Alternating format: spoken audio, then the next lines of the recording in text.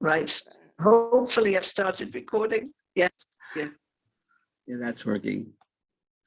Today we're speaking about the evil inclination. Oh, there it comes. You did it. Hashem, not me. Okay. So the class is dedicated to Moshe ben David. That's it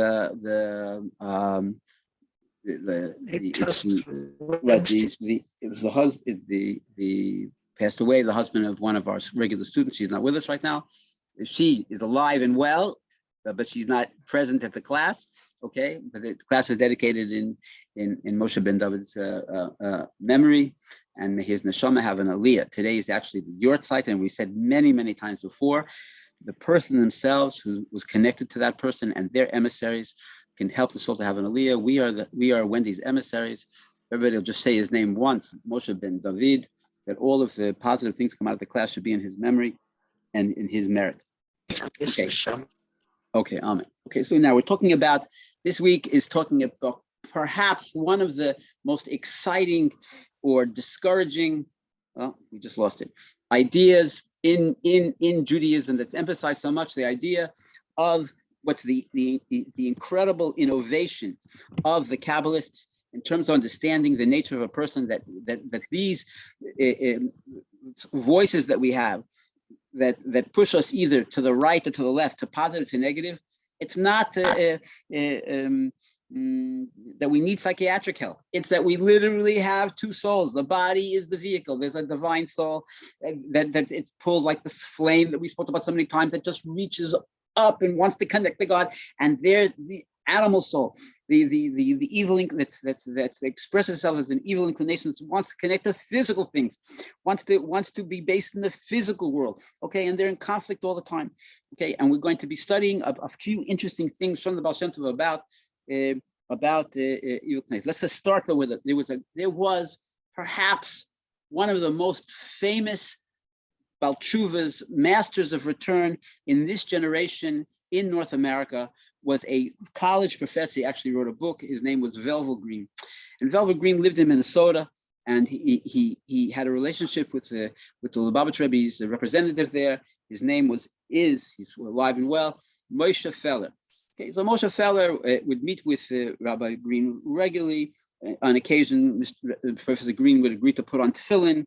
Okay, and he was thinking about Jewish things, but he wasn't taking any action. And one time, Rabbi Feller knew that Professor Green was going to a very large conference. You're talking about perhaps 40 years ago. He was taking a connecting flight from Minnesota to Chicago, and then from Chicago on to someplace on the East Coast where was the conference. Okay, and so Rabbi Green calls up Rabbi Feller and says, I want you to do me a personal favor. Order a kosher meal. And Professor Green says, order a kosher meal? Rabbi Feller, I don't keep kosher. I don't keep kosher in the house. Why should I keep kosher on the plane? And Rabbi Feller said, I believe me, that when you're traveling with a whole bunch of your colleagues, when you have a kosher meal, you're going to make an impact on a dozen people and all of their families. I'm asking you to please order a kosher meal. So the Green says, okay, it doesn't mean anything to me at all. Kosher is not one of the commandments that I took on, but I'll do you a favor, Rabbi Feller, and I will order kosher meal. He gets on the plane. Everybody, the stewardess comes to him and wants to hand him his chicken parmesan, whatever it was, a special meal, and he says, no, you remember what the rabbi said? I ordered kosher. And he's sitting with all of his colleagues, and they look at him. Wow, Rabbi Green ordered kosher. Okay, and it was just like the rabbi said. Meanwhile, the stewardess runs back. Again, we're talking about 40 years ago. It wasn't quite the way it was today. Things were done manually, not as much with computers. Everything is done with computers. Meanwhile, everybody is eating their steaks, their unkosher steaks, their chicken parmesan, their pork loins. Right, and his meal doesn't come, so he rings the bell and he says, where's excuse me, but where's my kosher meal? And she says, we're still looking. And people are already finished eating their kosher meal, and they're not kosher meals. And he rings the bell again, and the stewardess comes and says, we're so sorry, we can't it appears that by mistake, the meal was not loaded onto the plane. So now he's going crazy because he's starving and everybody else ate and he hasn't eaten at all. Okay, but he's thinking, if I ask for the regular meal now, I'm going to ruin the whole thing. And now I'm going to look like a fool also, because you can't eat a regular meal if he asks for a kosher meal. And so he sits there on the flight for another few hours and he's starving, okay. And he's thinking, he's mad at himself for agreeing. He's mad at God for not arranging that he should get the meal. And especially he's mad at Rabbi Feller that he agreed, that he even asked him to do this and he agreed to this thing. And he makes a decision. He gets off the plane. It's the middle of the night. And he right away calls collect to Rabbi Feller. Collect in the middle of the night. Everybody, that's an emergency for sure. Rabbi Feller answers the phone. He's concerned who it is. And Professor Green proceeds to tell him off that there wasn't any food for me in the plane, and I didn't, and I'm going to go now to this Frankfurter stand with treif, not kosher Frankfurters, and I'm going to eat that Frankfurter, and every bite I'm going to think about you and how you, right? And Rabbi Feller says to him, Professor Green, we've met so many times you and I have discussed what's the uftu, what does God really want from us? What's the purpose of Judaism in the world? Okay, I'm telling you now, the purpose of Judaism in the world is for you not to eat that Frankfurter. And he says, Feller, you're an idiot, right? I'm sorry that I met you and I'm not gonna hear your ludicrousness anymore. And he slams the payphone back in the thing and he gets online to buy the Frankfurter. And when it actually comes to his turn, he can't speak. Now, it's very interesting now. Why can't he buy the Frankfurter? It's not that Professor Velvet Green, was stronger than the Frankfurter, right? And it's not that he overcame his hunger pangs. Neither. Is that he realized that God was stronger. God was stronger than the Frankfurter, right? And he wasn't going to do it not out of fear and not out of anger. He was simply going to do it out of love. He was going to fulfill God's commandment out of love. And that was the beginning of his real journey into traditional Judaism, Baruch Hashem. And he was actually a lecturer at Ascent many, many times and inspired literally thousands and thousands of people. And he should have a Lichtig Gan Eden. Okay, now, where's Mrs. Dominance? Now we're ready for the text. Is it here someplace? I just can't see it. No text. Mrs. Dominance. No. All right, maybe she'll succeed. You want me to try to share it? Well, can you try? Do it. I'll try to do it. 1 second. Share screen. I mean, I have it also, but I don't know how to share it.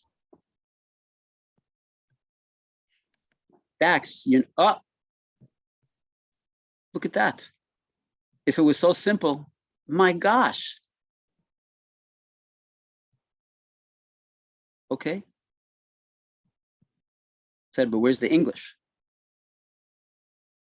Okay, doesn't matter. I will be the English translator. Let's go. So we're starting Kuf Yud Daled. Let me just blow my nose.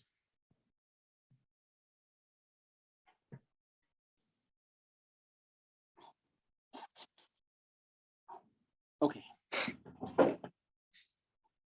114. It says, Bir Mishnah. What is Mishnah? Again, we had the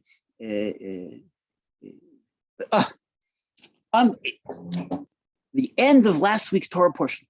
Parshas Kitisa says that Moshe came down from the mountain with the second tablets, the tablets that he himself wrote, the tablets that came with them, all of the explanations of the Torah, okay? And his face was carne or, he had horns of light. You could just imagine horns of light shining out of his head to the point where people looked at him, they couldn't look at him because of his incredible divine beauty. He had to cover his face, right? And okay, So the big question is, Dax and Dara and Ken, Daniel, Renata, Izetta, Deborah, what is the question, Moshe? How come the first tablets were much greater than the second tablets? The first tablets were written by God. Okay, why didn't Moses have the carne or the horns of light, these rays of light coming out of his head with the first tablets? And the answer is that the first tablets only had the 10 commandments on them. Only the Torah, Shebeksav, only the written Torah. But the second tablets, which came after 40 days of Moses learning the Torah and understanding it on a human level, it wasn't just from above to below, it was from below to above. Moshe was connected with the Torah in such a interpersonal way, completely identified with every aspect of the Torah in a way that he did not at all with the first tablets before they were broken. Therefore, Moses shined, okay? And that's the same way with us. Our challenge is each of the shining of ourselves. That's the ability to experience divine things in this world. I'm talking to myself now. How do we experience? How is it possible to shine like Moses with this, like he did with the second tablets, right? Because you know what? This holiness everywhere. We're going to learn today. God is hidden in everything, but it's when we can relate to the holy things, when we study Torah, when we do a mitzvah with proper intentions, when we empower ourselves, and it's coming from within us. Like the second tablets was something that Moses wrote. He wrote the letters. He engraved the letters himself. Okay, the experience is completely different, right? Jewish people are from below to above, not above to below. I'm going to come in, there some people here I've been in your homes. Some people I haven't been in your homes. I'm going to knock on everybody's door when you're least expecting it. I want to see that shelf of Jewish books. I want to see, that your phone is filled with YouTube, how to do mitzvah videos, lectures of great scholars that are explaining the Torah in depth. That's the shining of Moshe. And that's what we're talking about here. Now, let's go back to the text. What is the Mishnah? You have the 5 books of Moses, the written text, Torah, Shebeksav, and then you have what's called the oral Torah. These were the things that God explained to Moses on Mount Sinai. On the last, again, there was the first 40 days where Moses received the first tablets, where he just got the Torah, the written Torah. The second 40 days when Moses was asking God for forgiveness for the Jewish people, that some of the Jewish people lost it in their search for a intermediary between them and God. They worshiped the golden calf. The third 40 days that led up to Yom Kippur and the giving of the third tablets, these were the days, 40 days that God studied with Moses. Every single second, literally imbuing him with the consciousness of the Torah that he came and shined. That's a level that's possible for each person, but when we know what we're doing, right? This class, we're a class of people. I'm not saying to stop doing every commandment that you don't understand, but where you can understand, where you have a question, look into it, understand it. Be Moshe with the carne, or be Moses with the shining rays. Okay, that's what should come to mind when we learn Mishnah. The Mishnah is the part of the oral tradition that Moses received from God on Mount Sinai to explain to him the Torah. So it says in the Mishnah, it says Kodshe Kedoshim Shechita Sabatzafin, the Kodshe Kalim B'Kol Mokim. So what's it talking about? It says there are certain offerings that were called Kodesh in the temple or in the tabernacle before, that were called, some were called Kodshe Kedoshim. They were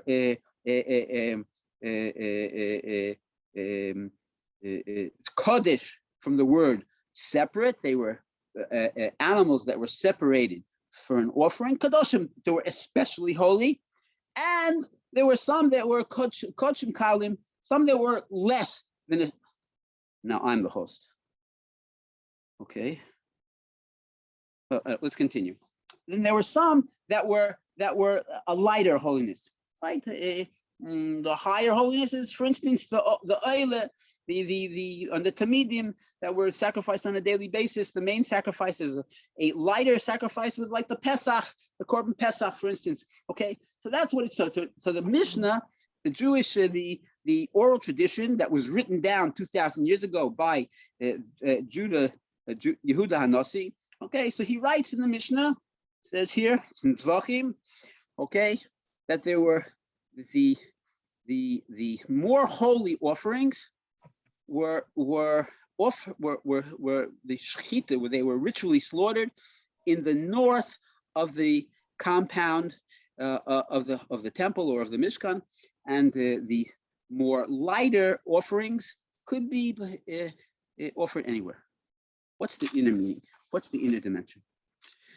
So he says that the person's evil inclination, bo el tamidi chachamim, b'dumus yetzer hatov, la'asos mitzvah, but MOSHE enkin la'moni am. He's saying that the secret here, what does it mean? Kod shikadoshim b'tzafayim, kod shikalim b'kol makom. That the kod shikadoshim, he's taking this idea of holy offerings and he's turning it to each person. And even though on one level it's talking about chachamim, people who are versed in Torah, but on a certain level, today, when you can open up an art scroll Gemara, or you can open up a Torah anthology Chumash, or you can open up the internet and hear incredibly sublime Torah ideas that are accessible to everybody. So on a certain level, every single person is like a chacham in that sense. And it says, so what does he say? That safan from the word safon, safon means north, okay, but it could also mean hidden. That he says that the Yetzer Hara hides itself.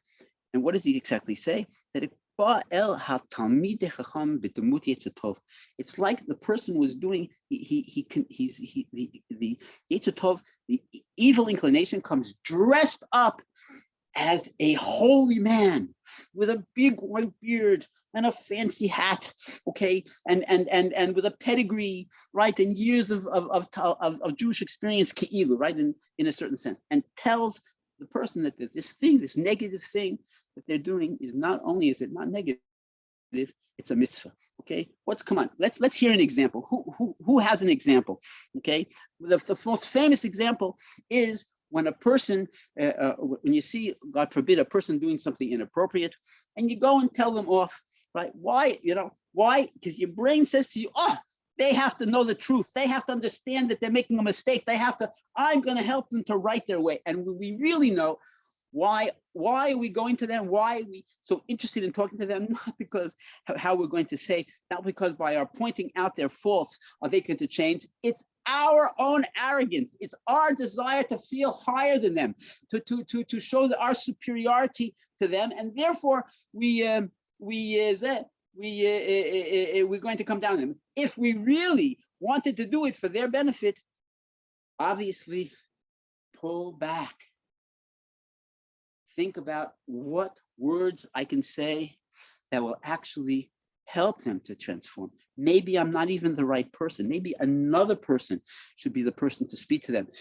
Maybe I have to wait for the right venue or the right time. Okay, there are so many ways to actually help a person to come out of a negative situation. That first desire is almost always from a place of arrogance. So that's what he says. Kod shek, again, look at the words. Kod shek kadoshim b'tzafim, right? The people are the most holy. The people who perceive themselves in a holy place. The Yetzer Hara, the evil inclination, is not stupid. It presents itself as our positive inclination, and it insists that what it's about to do, right, is for our benefit. Okay, I just thought. I mean, again, I would like to hear Reuven or Bear. Renata, I would like to hear another opinion, but I just, here I am. I'm a guest in somebody's house, right? And I don't drink. There's no chalav Yisrael here. There's no kosher milk, right? And so they went out and bought for me almond milk. Okay, almond milk, and so some of the almond milk is all the almond milk is generally kosher. But some of it was made in dairy vessels. Okay, dairy vessels. In other words, it was used. They made the almond milk in the same place they make milk. Okay, and since the milk that they used wasn't kosher, and there's a tiny, minuscule amount of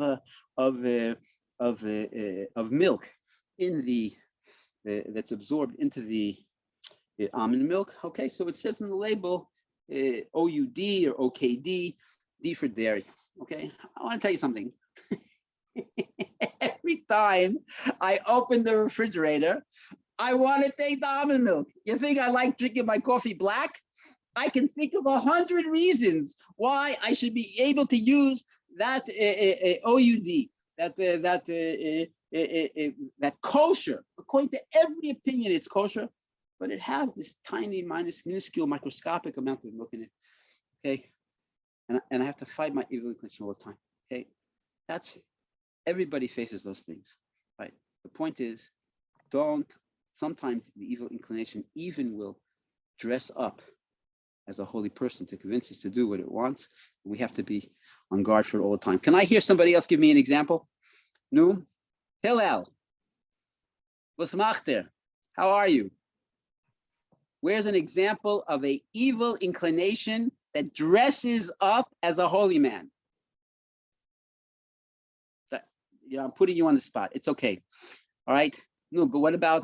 Sorry, I just joined and I know. I'm giving you a hard time. Sorry, it's okay. sorry about that. Okay, it's okay. It's fine. All right. All right. Okay. No. All right. So anyway, that's the first piece. Okay. Just 1 second. Let me just check something.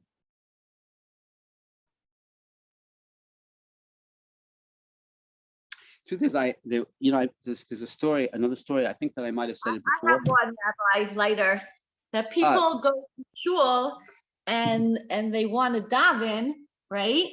But they drive. They want to take a car or a trolley or a bus, So like the bus, you go and you have somebody, or the subway, and they want to go daven in shul on Shabbat. And they say, oh, it's for a holy purpose, and I'm going to keep Shabbat better, or maybe in the future I'm going to keep Shabbat better. So I'll take the bus or the subway. I'll have somebody else put through the thing, like through the card for me, or it's not exactly not keeping Shabbos if I keep the trolley, just Marasayan. And okay, which is, somebody might think I'm desecrating the Shabbos, and I could get into the car and Uber because technically I'm not going in there, and that I paid before Shabbos, or I'm gonna go actually drive on Shabbos because it's not technically kindling a fire. So you have all these different things where you want to go and celebrate Shabbat, and you're making, instead of going to the rabbi and asking them if you can do that, or I'm going to keep my television on Shabbat to keep me company. And we all do it, like on some level. Not everybody, but a lot of us. So, you brought a fantastic example because. And then we always say pikuach nefesh. Right. I was going to say that a person. We're going to go crazy if we don't have this, or emotionally, or physically, or we might not. I want to say that Deborah, I myself am one of the people that used to take a train to be Shabbos with my friends for almost a year. Okay, so I'm one of those. I'm one of those people. All right. Okay. So then, where's the line? Where's the line between when a person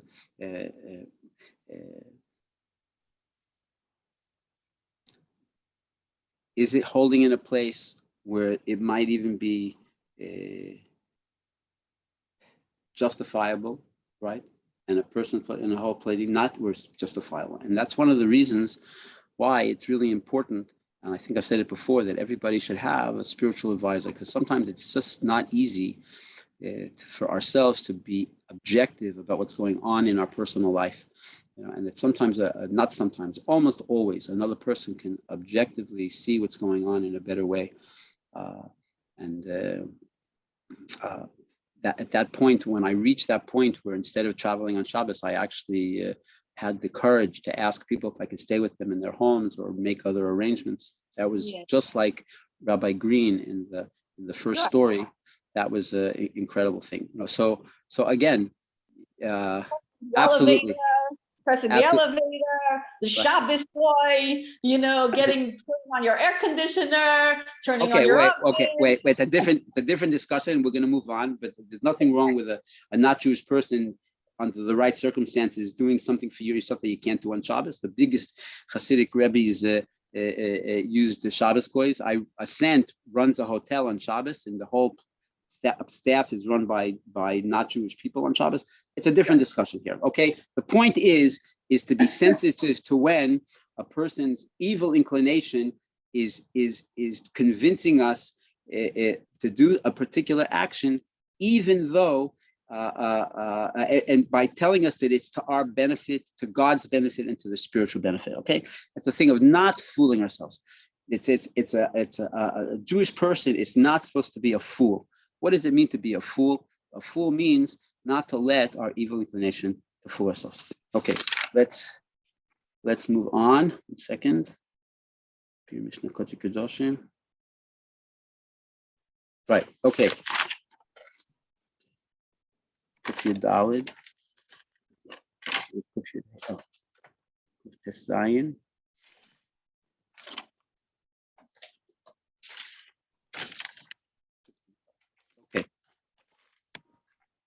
In terms of that, I think there's a story that I actually said once before. The story is about Nachum of Chernobyl. Nachum of Chernobyl was not only a student of the Maggid of Mizrich, but he was also a student of the Ba'al Shem Tov. The Ba'al Shem Tov was a very young man.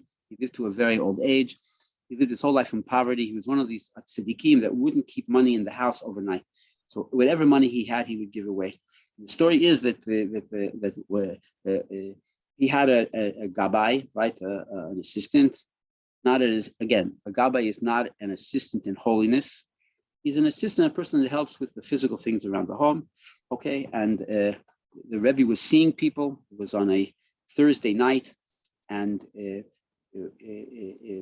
the middle of him seeing people, a person comes to the Rebbe with an enormous amount of money, 300 rubles, and gives it to the Rebbe. Okay, and the Gabbai is so happy because the struggle financially had been very difficult recently. There were so many people that built food, all types of financial needs, and now, thank God, there was money to do it. So the Gabbai was waiting for the first open minute to go in to discuss with the Rebbe. He was already making a list of different creditors, the people he was going to pay off, right? And so the Rebbe accepts the gift. He goes back into his room, and he first calls back somebody that he had seen before, and then he starts seeing people on a regular basis. It's a few hours down the line, and the Rebbe goes, and the Gabbai, the assistant, goes in to see to the Rebbe with the list of who the creditors want to pay, and he asks the Rebbe for money that he can, for some money that he can pay some of the creditors. And the Rebbe opens his drawer, and instead of 300 gold rubles, there's a few silver coins and a few copper coins. And the Rebbe says, "Take everything." And the Gabbai is shocked. He's shocked. Where's all the money? And the Rebbe says, "What's the matter?" And the Gabbai says, "But Rebbe, I know that you received 300 rubles, and that was not even enough money to pay all the bills of the house. And where is the money?" The Rebbe said that when he first received I'm so excited to share this story with you because this story is very meaningful to me. He says when Rebbe says that when he first received the money, he became sad because he so much was connected to God in a spiritual way. This that God was giving him a treasure of physical wealth instead of giving more a spiritual consciousness. So maybe it was God pushing him off. Maybe he didn't deserve the spiritual blessings that he was all the time praying for. And he thought about it and thought about it. And then he realized, no, there has to be a spiritual purpose for this, right? That I can help people with it. And he realized that somebody that had come to him during the day and he had problems with tuition, he had problems with rent, he had problems with marrying off a daughter. He needed exactly 300 rubles. The Rebbe calls him back in and gave him the 300 rubles. So now the assistant is even more incredulous. Rebbe, you gave it all to one person? You could have given it to a number of people. And the Rebbe said, you're right. Actually, right, as soon as I thought to give it to the other person, my mind said, why? Wait a minute. Why should I give? Oh, boy, the battery's dying. Okay, I'm going to finish the story. If I get cut off, he says, why should I give it all to one person? I could give 50 rubles to 6 people. It's a fortune of money. Enough money to take care of a person for months on end. And the Rebbe said, everybody listening? The Rebbe said, but I realized that second thought was my evil inclination. And it only came to stop me from doing the first mitzvah that I had. Then when it comes to spiritual things, almost always the first thought that we have, that's the mitzvah. And the second thinking, what's the expression? Right? The adjusting of that first thought, that in this context is the evil inclination. Is everybody, you got it? Right? In other words, that first thing to give all of the money to one person, that was his divine, his holy inclination, his positive inclination. Give it to 6 people. The Rebbe perceived it on his level as his negative inclination. Okay, I'm just gonna get my charger. 1 second, and I'll be right back.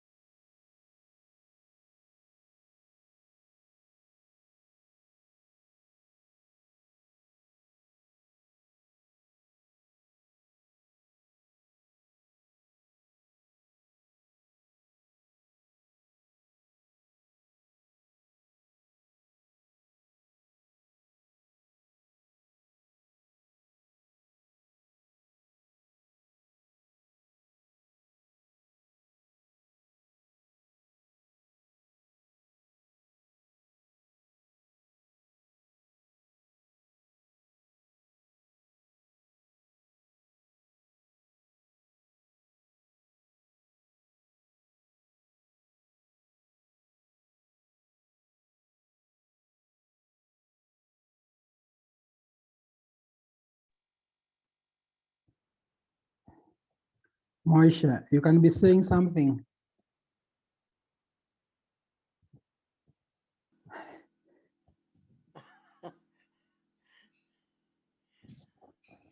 No, I have nothing to say today.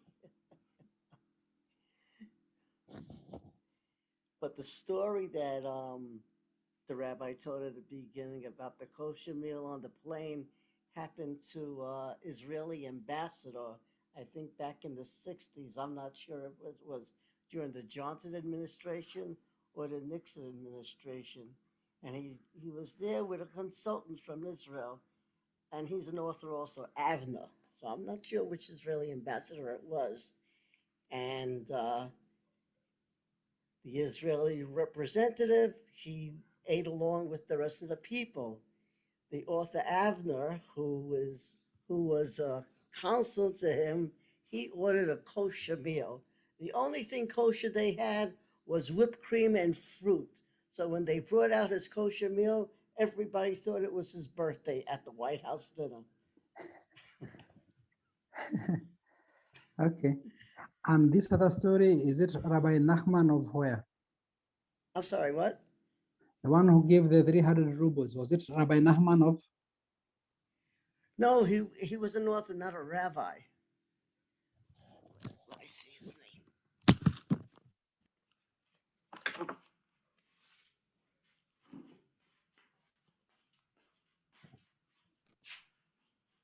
Now, sometimes the Yetzer Hara comes in technical difficulties also, Baruch Hashem. Okay, I plugged in my computer, I unplugged the router. Now we're back. Let's go, come on, don't want to waste any time. It says, So there is a Hara rabbi. I reflected on yesterday's parsha, and I was thinking, this man Moshe, we don't know what has happened to him. And now my mind was now asking, I was thinking, this Rabbi Shaul Leiter, I don't know what has happened to him. I know, on a light note. Right. Right. You know, we see from the story about Nachum of Chernobyl, right, that what he originally thought was a nazifah, was a slap in the face from God. Because he said, instead of I'm asking all the time for spiritual consciousness, for abilities to lead my flock, for the power of the spiritual and the physical, and what does God give me? He gives me money. And what did he saw from that? He realized that he reframed it, and he said, this is really the blessing, that when and by giving the money to that person, to that single person, not only did he do a mitzvah, he also had the circumstance where he shared with us this eternal message, the eternal message, okay, that a person has to even discern in their day-to-day activities, that sometimes what they think is the biggest mitzvah might actually be that here's a case where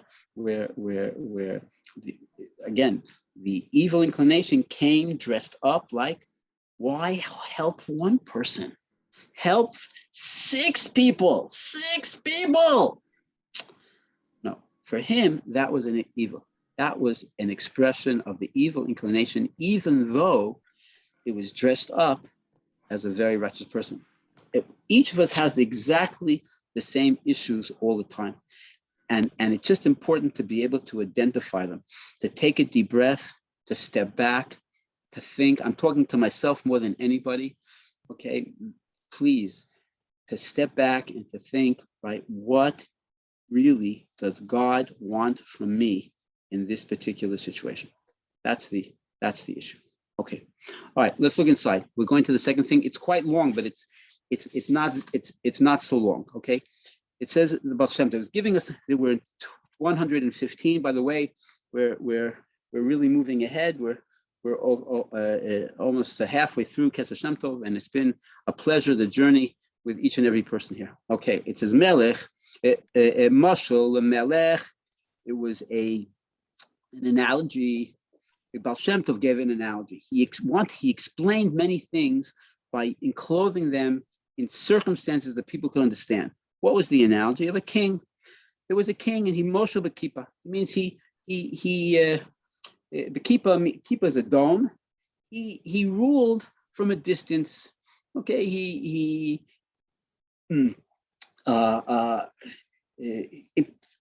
it could mean that he didn't have a lot of policemen. He didn't have a lot of local representatives.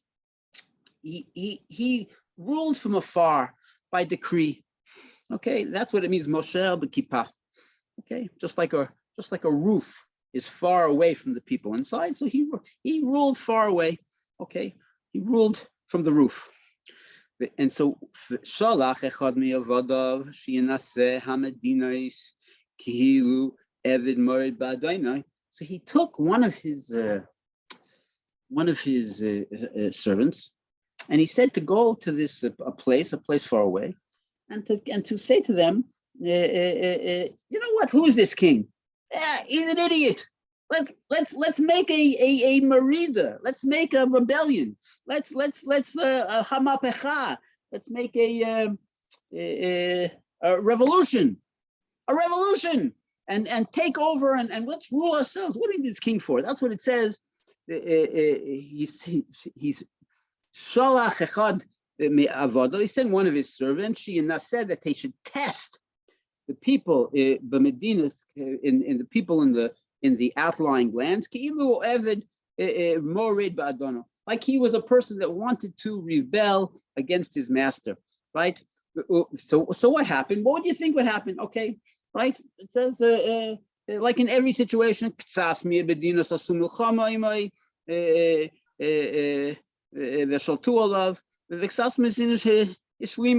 okay.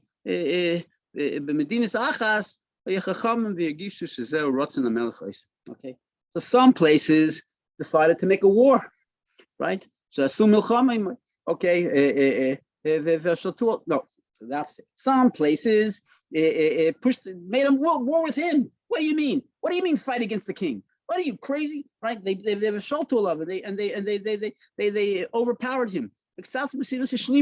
And some people, some of the places, they talked to him. They came up with some kind of an intermediary plan, like in any situation. Okay, some people were against, some people were for. Okay, right? But one place,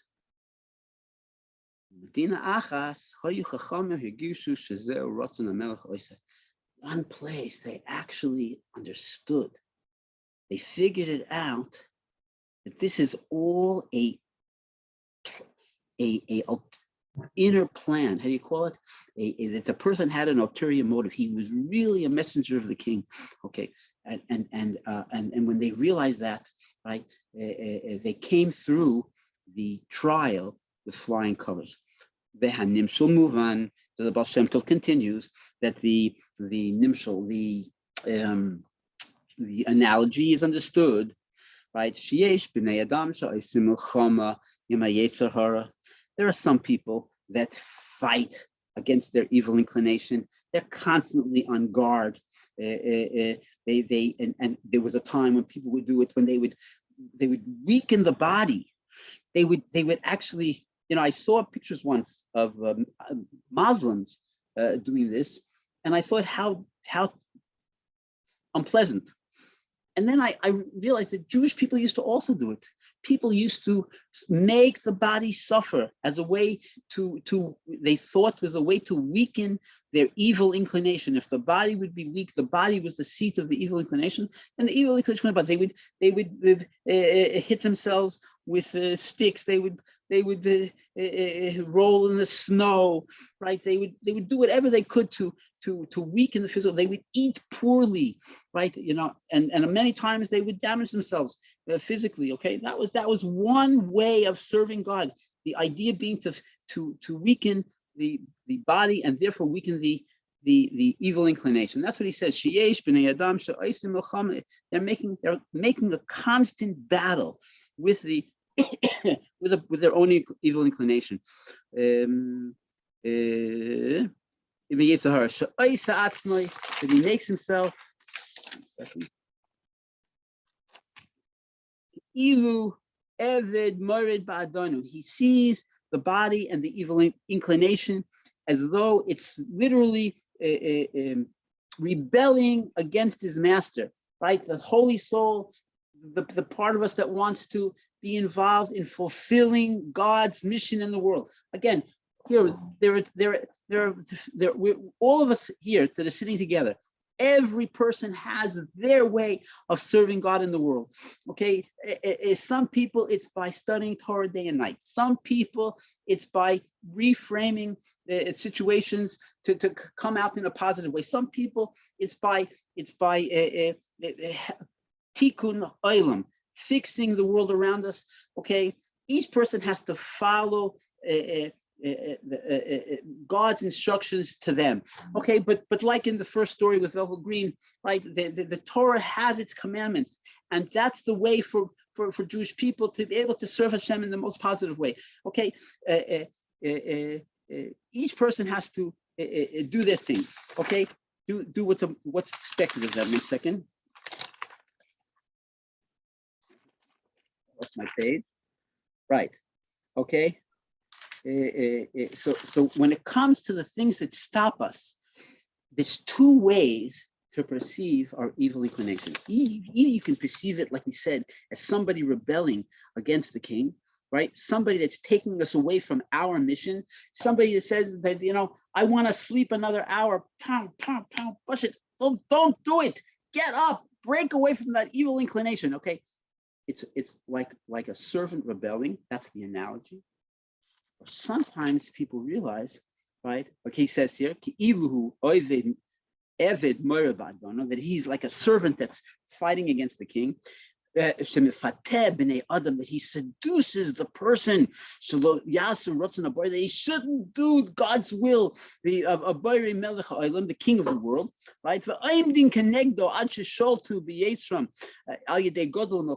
And they stand firm, and they stand up, and they look, listen to the words. They stand in front of him, in front of the evil inclination, until they literally overcome the negative inclination by force of will, right? Through the great war. Okay, this is something that goes from morning till night, right? In incredible suffering and physical, the sigufim are like tormenting the body. Okay, that's one way to do it. By sheer will. By sheer will. Like jumping out of bed at the right time, and you feel dumpy and grumpy, and you know what? I don't know, but sometimes I just do 40 push-ups, and I say, get going lighter. Don't let it stop everybody before I drink the coffee, right? And then I feel like I'm in control. Okay, everybody in their own way. Some people will, of course you have to say moda'ani. When you wake up, I admit before you, moda'ani melechai v'kaim, the living and eternal King, shechazarti b'nishmasi, that you return to me my soul. V'chemla rabba munasecha, great is your faithfulness. You have to say that first. Right, and you're supposed to actually picture that God is watching you, and what does God expect from you, and then you have to literally jump out of bed. And even sometimes, it's and what doesn't work. And so what do? 40 push-ups, or you open up the prayer book and you say each word of the morning blessings with intention. But every person in their style. Okay, that's when you make it a big war. Then he continues with Yesh b'nei Adam she. Some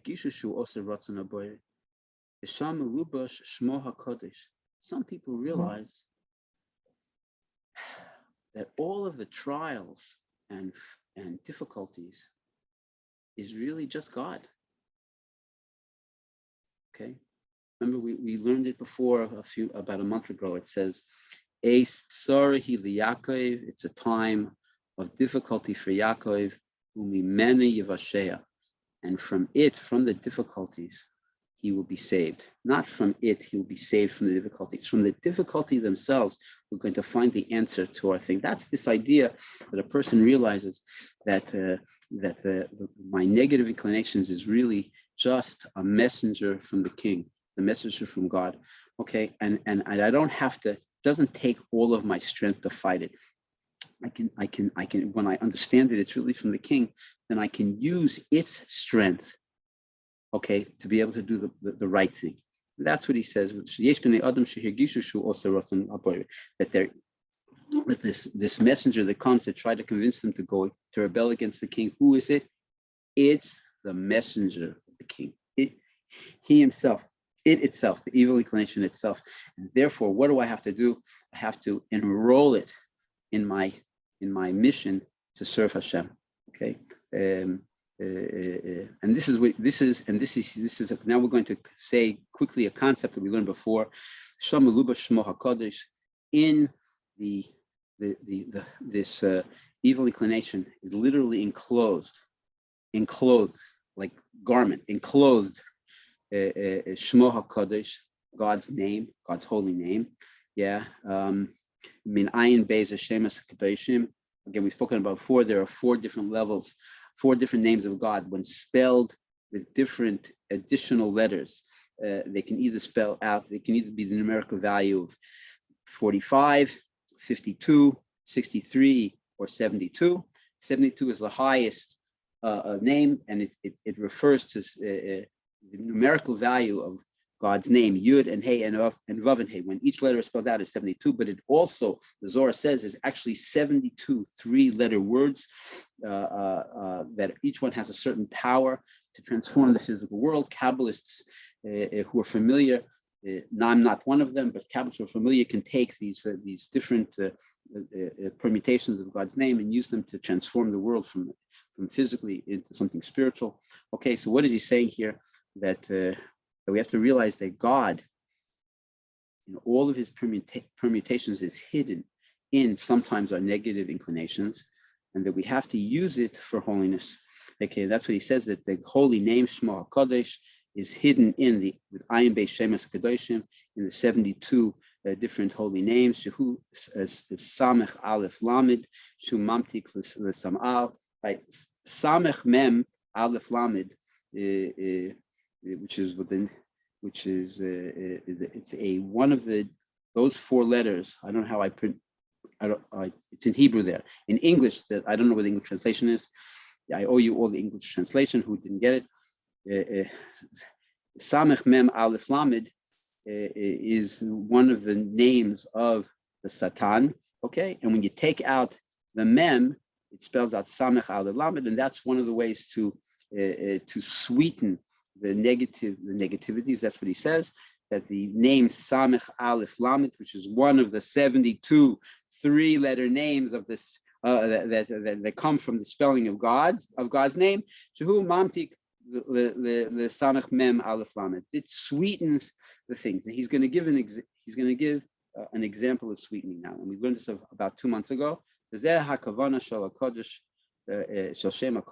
the intention that the Apostle say when he sees the 4 letters of God's name. Those people who have Hebrew skills, I want you to picture the 4 letters of God's name now for a minute.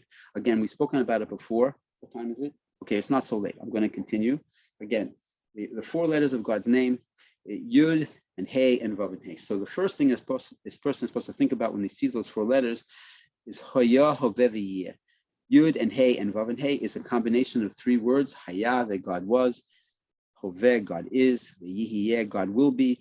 Anybody that's not familiar with Hebrew or doesn't understand what I'm saying at all, send me a message. I will write it out for you so you'll see it. That the 4 letters of God's name that exists in the Torah, which is the highest level of God, and just like a name, just like my name is Shaul or Rabbi Leiter, Shaul, right? And I sharing myself with you. Okay, so that's the external part of me. I'm not sharing the internal part of me. Same way with God. God shares an external aspect of himself. That's the 7 different names of God that are forbidden to erase. Okay, and the highest of the 4 names is the name of 4 letters. Again, the letters are Yud and Hey and Vav and Hey. And the first thing a person is supposed to think about when they see those 4 letters is God's aspect of transcendence. He's in every place at once. Okay, and it refers to every aspect of the world. Right, it's even in the human body. The head is shaped like a Yud, the upper torso like the Hey, the middle torso, the long part of the torso is like a Vav, and the lower part of the body, the legs and downward, that's like a Hey. Right? A person, even in, we've said it before, even in the face, in the facial features, the right eye is like a yud. The right ear, right, is like a hay, with the round part and the inner part. Okay, the nose and the left eye is like a vav. Okay, with the bridge of the nose, and the left ear is like the hay. The paradigm of Yud and Hay and Vav and Hay goes through all of the creation. Okay, the idea of okay, there's many more levels to talk about it. We're not going to do it now. So now, if you look at the 4 letters of God's name,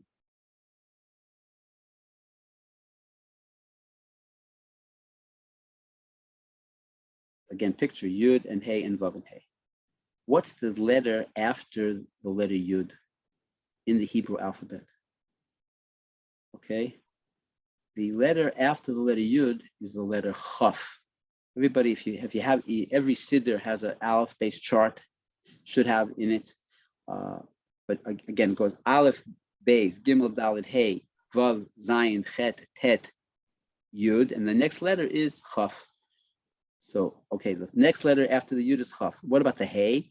The next letter after the Hey is a Vav, Aleph, Beis, Gimel, Dalet, Hey, Vav. Okay, the third letter of God's name, Yud and Hey and Vav and Hey. What's the letter after the Vav? Again, Aleph, Beis, Gimel, Dalet, Hey, Vav, Zayin. Okay, and what's the letter after the Hey again is a Vav. Now, it's actually in the Hebrew text. If you look in the Hebrew text, it's about 10 words from the end of the first line, of the end of the last line. And so when you take the next letter of each letter of God's name, it spells out Kuzu. Chaf, Vav, Zayin, Vav. Okay? In other words, understanding about God in the world, Hillel, I hope you're with me, understanding about God in the world is extending God's name to the next letter. Where am I supposed to take God's name? God's name of 4 letters, Yud and Hey and Vav and Hey. I want to take it with me, guys, into the world. I want to bring it into the world. So one of the ways that systems of the Kabbalists is to extend it, to meditate about the following letter. The following letter after the Yud is a Chaf. The following letter after the Hey is a Vav. The following letter after the Vav is a Zayin. And the following letter after the Hey is a Vav. What does that spell? Chaf, Vav, Zayin, Yud. You can actually say it, Kuzu. And what is it? Chavav is the numerical value of God's name. Right? The Yud is 10. The Hey is 5. The Vav is 6 and the Hey is 5. Yud 10 plus 5 is 15, and 6 is 21, and 5 is 26. The 2 letters Chaf and Vav, Chaf is 20 and Vav is 6. So the letters Chaf, Vav spell out is the numerical value of God's name. Zu, the second 2 letters, Zayin, Vav, means this. Wow. When I take God's name into the world, what am I supposed to think? Chavav, the 26, is this. This impossible situation that I'm in, this situation that might seem to have no solution, this situation that might even feel that it's destroying me. This is God. This is the 26, this is God's name. In that situation itself, in that servant that's telling me to rebel against God, to lose my faith, like we spoke about last week, to lose my confidence. Chavav Zayin Vav. Chavav, the 26 numerical value of God's name is Zu. This is it. Every single situation, a person has to stand there, look it in the face, and say, this is godliness. And God wants me to take it from being hidden and to transform it into being revealed. And that's what the words say.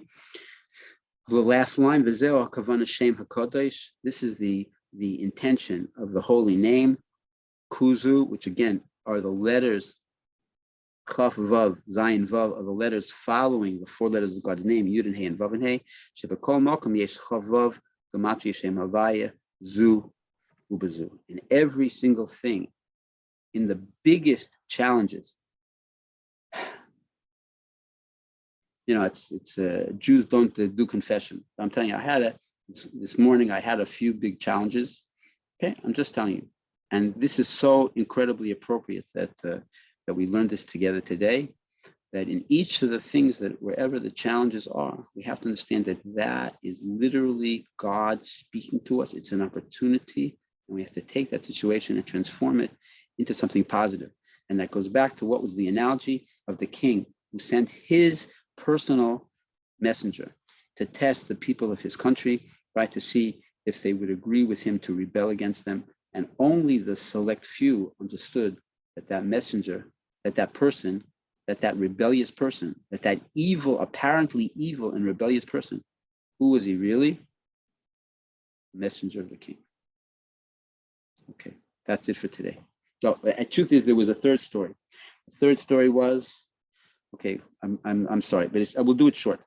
I might even said it before. The third story was a Ba'al Shem Tov story about the evil inclination, that the Ba'al Shem Tov once was marrying a grandchild, and he was in a certain town, and they're walking from the synagogue, right, to where the chuppah was going to be. There were going to be a lot of people, so they made the chuppah, the canopy ceremony, in a field, and they had to cross a certain road. They're crossing the road there were hundreds of people, and there's a man in a wagon, right? He's coming in his wagon, and he's crossing the procession, and he's waiting till the procession passes. The Ba'al Shem Tov tells everybody to stop, and he walks over to that person, and he says to the person, he whispers something in his ear, and then he comes back to the procession. They go on to the wedding canopy, to the chuppah, and it's a beautiful event, and everybody. But the students of the Ba'al Shem Tov who saw him stop and talk to this person, they realized that this person must be one of the hidden 36 tzaddikim, righteous people in the world, because why would the Ba'al Shem Tov stop the entire wedding procession just to speak to him? And so they searched him out, and they found which inn he was staying in, okay, and they went to him and they said, Rebbe, because they knew he was a very holy man, Rebbe, tell us, please tell us, what were the secrets that the Ba'al Shem Tov told you? And he said, I'm not a holy man, I'm not the son of a holy man, leave me alone. And they insisted, right, that and he, some level of him realized that they weren't going to let him go, but there was also some part of him that needed to tell his story. And he agreed. And this was a story. He said he lives in a town about a day's drive away, right? And he has a very good friend that he grew up with, whose houses are next to each other. Okay, and this friend was a peddler. He would go out and sell small items, okay, and he would be away sometimes for months at a time, right? And he would work very, very hard, and he would come back. And when he would come back, all of his friends would gather together in the house and welcome him back. They would say l'chaim. He now had money. He would treat everybody to some nice food, right? And he would come back to normal life for a few months, whatever it was, till he had to travel again. So he goes into the house, and the wife says he's not here right now. She's in the kitchen. The children are outside playing. Okay, and he went out to take care of something personal, and he will be back soon. Okay, so the friend is waiting for him, and he wants to smoke his pipe. He knows that his friend keeps the tobacco. Again, they're next door neighbors. They were childhood friends. He opens up the cabinet where he knows his friend keeps the tobacco, and he sees there this big wallet filled with money. And he says, wow, is he stupid? Is he stupid? He's leaving this money just like that out there where anybody could just. I'm going to teach him a lesson. I'm going to take the money, okay, and he's going to come in. He's going to see it's not there. He's going to freak out. Then I'm going to pull it out and say, "Don't be stupid. Don't leave the money like that, just where anybody can see it." Okay. Meanwhile, he's waiting for the friend. Friend doesn't come, and he's just, so excited about teaching him this lesson, right? And something happens in his house. He has to go next door, and he hears. He's away for how much time? 5 minutes. And he hears screaming, right? That the man is screaming that the money is gone, right? And all the other friends that had come to say hello to him are scrambling in the house, they're taking the house apart, right? And in the middle of this all panic, and everybody's screaming, literally screaming and crying, and they think that the money was stolen. He comes back into the house, and he doesn't have the nerve to give back the money. Okay, he's so embarrassed, okay, that he, that how his whole plan backfired. So he said he's going to wait till the next day. Things calm down. The next day, the house is packed with creditors. All the people that he owes money to, people, the butcher and the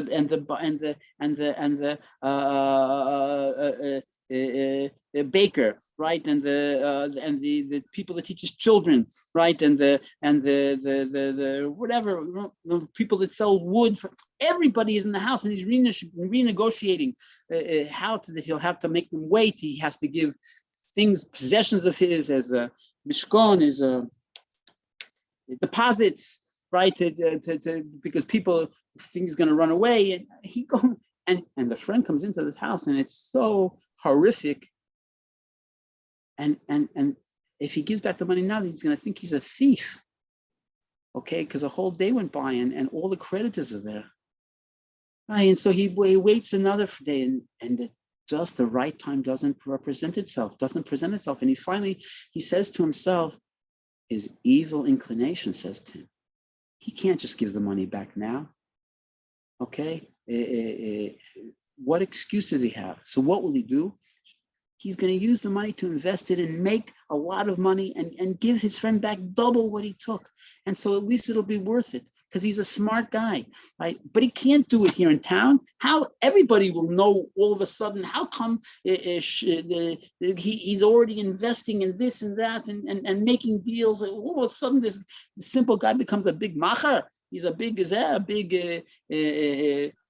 rich man. So he says, oh, I'm going to go to a town a day's drive away, and there I'll make the money. So he gets into his wagon and he goes. And it was in the middle of the wedding procession that your Rebbe goes over to me and says, you must go back to your town right away tomorrow. I'm promising you, it's not too late to give the money back now, but if you wait any longer, right, I can't guarantee. And even if you need me to, send me a message and I will come and tell them that your intentions actually were pure. You didn't mean to steal the money. He said, and the man says that, right, so that was your Rebbe. He wasn't telling me any secret messages. He was telling me the lesson of my life. That's the end of the story for today. Okay. Thank you very much. Wait, I'm sorry. Anybody have any questions? Deborah or Hillel or Dara, Tati or Dax, Lisetta, Renata, Ruvain, welcome Ruvain, right? Melinda and Liba. Who has a question? Anybody have any questions? Rabbi. So what was the lesson of that? Of which story? Of the story, or of 115? Of the story. The story, yeah. Okay, the story was let's, without going into incredible. He really, when he first took the money, he really wanted to teach his friend a lesson. That was the positive inclination. Okay, but when he tried to bring it back that same day, and in all of the panic, he didn't have the nerve to bring to him. That was the opening for the Yetzer Hara, because his pride came in. And when he came back the next day and all the creditors were there, the pride got even stronger. And so there, the evil inclination was able to overcome him and to convince him actually to steal the money. Okay. And so here's a third example. We had three different stories. Okay. The first story of Velvet Green, right, was about realizing that what is positive inclination and what is evil inclination, what is the essence of God in the world, and that's doing what's right. That was the first story. The second story was about the subtlety that a person wants to do the right thing, and the second thinking of it, right? I forget there's an expression for it, but the evil inclination, it tries to steal away the victory, okay? And that's the second story, right? The third story is, right, is that sometimes the evil inclination slips in slips in using our pride, our arrogance, sometimes our the aspect of, I'm not talking to anybody in particular, but of laziness, sometimes slips in through a negative inclination and wants to say, I'm going to do a mitzvah. I'm going to make something positive out of that negative thing. That's the third story. Okay. And we have to, what was I clear, Dax? Yes or no? Yes. Thank you. Okay. Let's say that. Okay. Right. Each are three different ways to illustrate how a person can battle their evil inclination. Okay. And the two ideas of the Ba'al Shem Tov, the first idea was that prime idea was sometimes it comes dressed up as a holy, as a mitzvah instead of a positive thing instead of a negative thing. And the second thing was this whole idea to see sometimes the challenges is that messenger of the king. And instead of seeing that messenger of the king as an enemy that I have to fight like a warrior, like I have to arm myself with a sword and a suit of mail and go into battle and kick the heck out of him. I have to really see him as an ally. Okay, and to have to turn that negative thing into something positive. Okay, I'm sorry. Anybody, any other questions? Ugh. Okay, thank you very much for coming. Rabbi? Wait. Do we know what the mask was made out of that Moshe wore when his face was so shiny?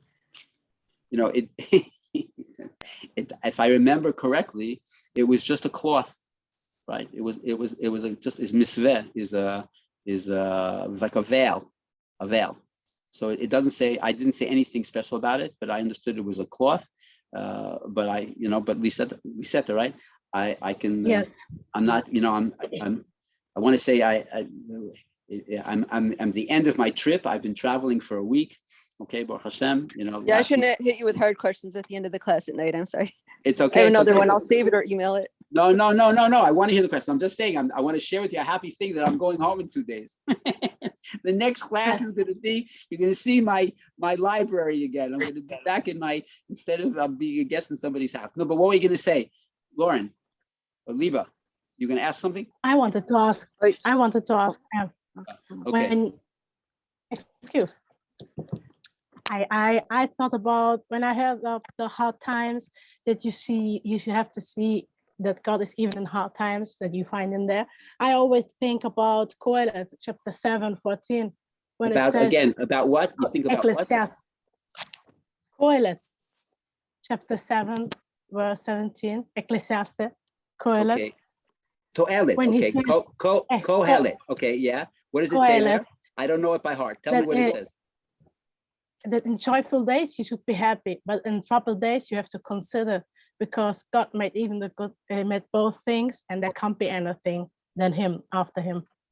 Mm-hmm. And so I always think that if everything's good, be happy. But if they have troubles, you have to think that everything is made by God. Well, no, just like in the first story, in the second story, where he said that the money that was given to him was really out to help another person and not even to divide it, right? When things are right, everything is positive. I just I was by for Shabbat. I was by an old friend, and he told me a story. The story is it's very short. He says the two men went to a great righteous man, right? And they one asked for a blessing for he should be God-fearing. The other asked for a blessing that he should become wealthy. Okay, and so the Rebbe gives each one a blessing for the first man, a blessing to be God-fearing, and the second person a blessing to be wealthy. Okay, this has just happened recently, and they're going to go from the Rebbe's. The Rebbe was visiting the town. He was in a certain place, like in Manhattan, whatever. Gonna go take a cab back to their neighborhood, like to Brooklyn, okay, or whatever, from Tzvat to Beit Shem, from Yerushalayim to Beit Shemesh, wherever you are. So the person who asked for the blessing to be God-fearing, right? He had a bunch of cash with him. The other person who asked to be wealthy, he didn't have any money. He didn't have any money, and so the person who was asked for the blessing to be God-fearing said, I'll pay for it, and when we get close to home, you can use your credit card and get some cash. Okay, so they couldn't find a cash machine, so the guy says, I'll just go into a store and I'll buy something and I'll get some cash. So he goes into the store, and the cheapest thing to buy was a $1 lottery ticket. So the guy, he buys a $1 lottery ticket and the guy gives him another $20. I don't know how it works exactly. And he comes out and pays the thing. So it turns out that the lottery ticket won and the guy made a fortune. So the first guy that asked for the blessing for God-fearingness goes back to the tzaddik and he complains, right? I asked to be God-fearing. The other person asked to become wealthy. His prayer was answered immediately, right? Okay, and what about my prayer? I want also my prayer to be answered immediately. And the Rebbe, the tzaddik said, okay, I understand, but if you would have seen how important it was for the person who asked for the blessing for wealth, how it was so important to him, how he was so adamant that he get the blessing, how he begged me to, please, Rebbe, give me the blessing. If you would have asked for your God-fearingness the way that he asked to be wealthy, God would have also answered you right away. Okay, that's Lisetta, that's my answer, right? Whatever we do, faced by difficulties, was that story, Hillel, was that story clear? Very clear. Very You clear. ask with passion? What? You ask with passion. Ask with a passion. That's right. Even Lisetta, if you're faced by the biggest problems and you realize this is all divinity and all God wants to see is that I'm going to try my hardest and to transform the world, God will find a way to answer. Okay. All right, everybody. My blessings. It's such a pleasure. Thank you, everybody, for coming. Thank you very much. Okay, and we'll see. Reuven. Okay, shalom aleichem. Thank you. Hashem. Everybody. Okay, who I can see and who I can't see. It's always my pleasure. You make my week. This is my high point of my week. Thank you very, very much. And we'll see everybody not back to normal. We're going back to the Holy Land. We're going to be able to be back in the place where all of the high Oiris al Yonim, the divine light is shining, and we'll be able to share even more spiritual high and spiritual power and spiritual consciousness and transform the world, because each and every person in this class are the secret agents of ascent, right? To go out and to take the lessons that we learn and to transform their immediate and even not so immediate surroundings, to bring the redemption with Mashiach Tzidkenu, the holy Mashiach, right away. Okay, and especially in the month of Adar, right? The month of Adar, which is the Shenichnes Adar, Marbim B'Simcha. When Adar comes in, we increase in happiness, and everything that we do, please God, should be achievable for each and every person. Amen. Okay. I love Thank everybody. you. My Safe pleasure. travel. Oh, thank you very much. Thank you very Anybody much. needs me, be in Safe touch. That's it, like travels. always. Bye-bye. Take care. Shabbat tov. Shavuot tov. Bye-bye. Good night. Have a good weekend, Chief.